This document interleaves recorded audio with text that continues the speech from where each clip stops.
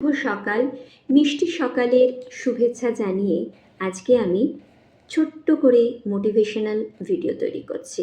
Henry David থেরো বলেছেন, মানুষ যখন কোনো কাজে ব্যস্ত থাকে সে অন্য মানুষের সফলতা সে লাভ করলো কি না তার দিকে সে তাকায় না, তাদের খোঁজ করার কিন্তু সময় থাকে না।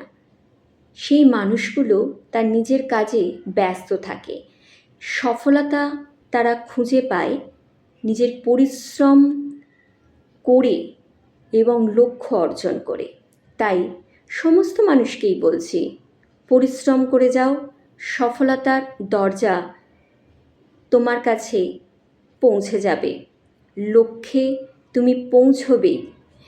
ভালো লাগলে অবশ্যই লাইক, শেয়ার, সাবস্ক্রাইব করতে কিন্তু ভুলো না। ধন্যবাদ।